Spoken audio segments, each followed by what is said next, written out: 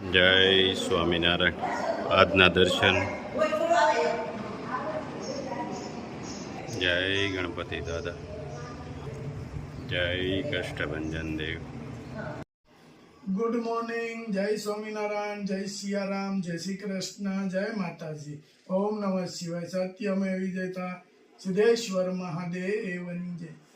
હવે ચલાળાની અંદર મહાદેવપરામાં કે અમારા ચલાળા છે એમાં એક મહાદેવપરું છે, એની અંદર રામજી મંદિર, બહુ મોટું વિશાળ રામજી મંદિર બન્યું અને એમની આજેથી પ્રાણ પ્રતિષ્ઠા કે 3 દિવસનો કાર્યક્રમ છે. એટલે નોખા નોખા કલાકારો આવે છે અને મસ્ત કાર્યક્રમ ગોઠવ્યો છે અને સુપર મંદિર. એટલે તમને એમ થઈ જાય કે આપણે અયોધ્યાના મંદિરના દર્શન કરીએ છીએ એવું મંદિર મસ્ત બનાવ્યું છે અને 3 દિવસનો પ્રાણ પ્રતિષ્ઠાનો કાર્યક્રમ છે.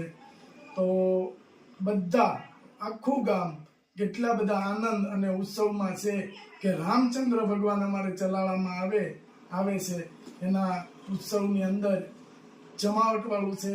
તો આગળ જતા તમને ઇન કેસ કે જો વરસાદ નહીં પડે તો આપણે ઉત્સવ બતાવશું. ચાલો, જય સ્વામિનારાયણ. લાઈક કરો, શેર કરો, સબસ્ક્રાઇબ કરો અને કમેન્ટ કરો. ફરી આજે અહીંથી જાય છે એટલે બોમ્બેની બસ કે 12:30 અહીંયા આવે લક્ઝરી એમાં મોકલાવાની છે. તો આગળથી આખી ભરી છે અને અહીંયા પણ ભરી છે.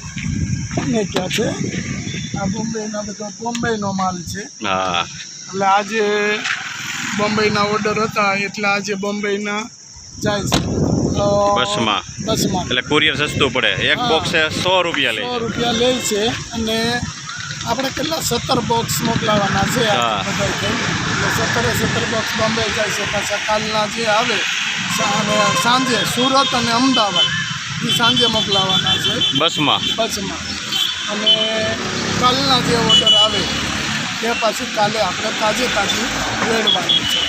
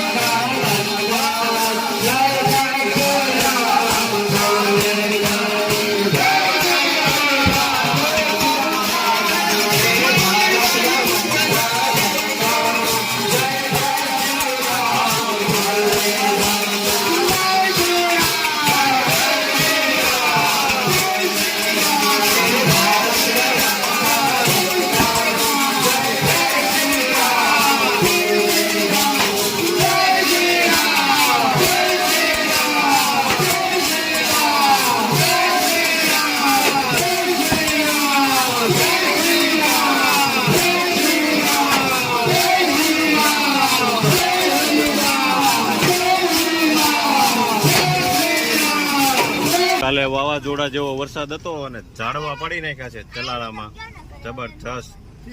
પવનની આટી આવી હતી હા, અને ઉપાડેલું છે અને અત્યારે તડકો નીકળી ગયો છે. બિલકુલ વરસાદ નથી.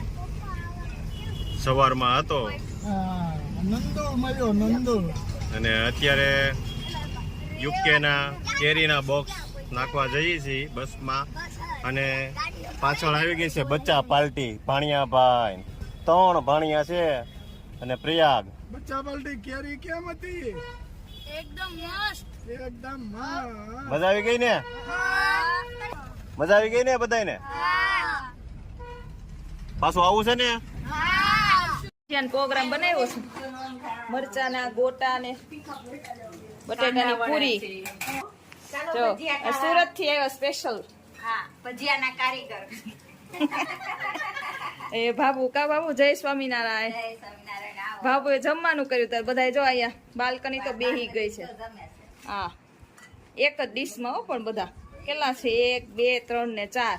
અહીંયા બધી છોકરીઓ. જો હવે અંતુબેન ડાયા છે કેમ?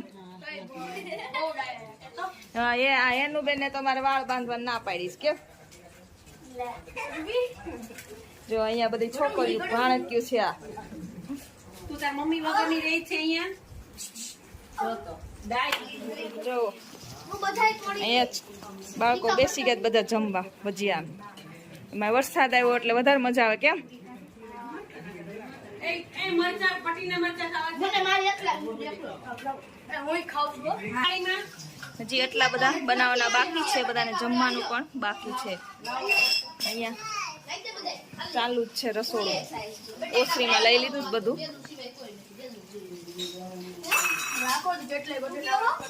મરચાના ભજીયા તળાય છે. હજી આટલા બધા બનાવવાના બાકી રાખ્યા છે. થોડા બેસાડવાના કેમ?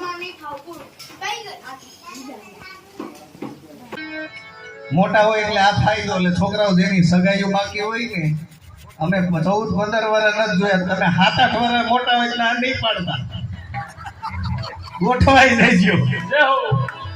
કારણ કે આપણા ગુજરાતમાં ગણતરીની મને ખબર હોય થોડી ટકાવારી ઓછી છે, એટલે આપણે એ ટકાવારી ઓછી છે એમાં આપણો વારો ન હોય. એટલે અમે ઉંમરમાં જાડી જોઈ ભેળવાના છે. કારણ કે જેનું ભજન કરીએ, જેની ભક્તિ કરીએ છીએ ને, એમાંય રાધિકાજી મોટા હતા. તો ભગવાને ભેળવાણો, ભક્તે ભેળવાણો, તો હું તો 2 જગ્યાએ ભેળવાણો. મારે છોકરો હે ને, એ એમ કે આ રાતની માં છે મારે. અને દીની માં કે ઘર હાચવે.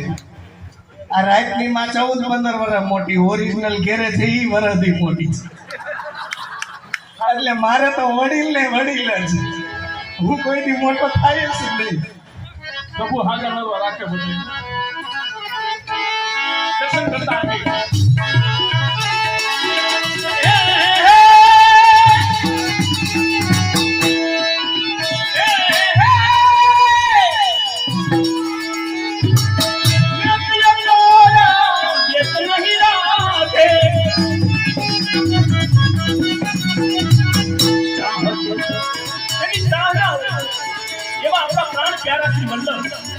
चाहत की सोए कमल फट टूटी न हो.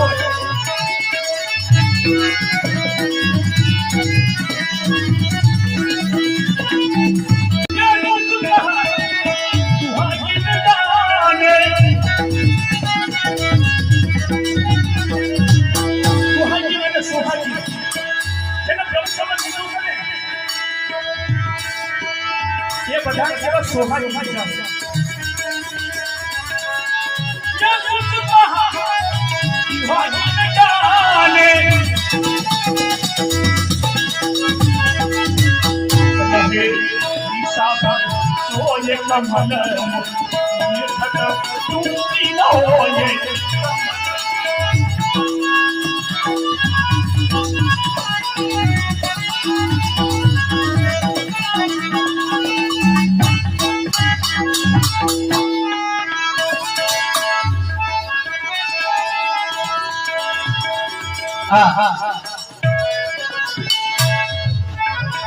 દાદાજીએ જે કીર્તનો ઉઠાણ કર્યું,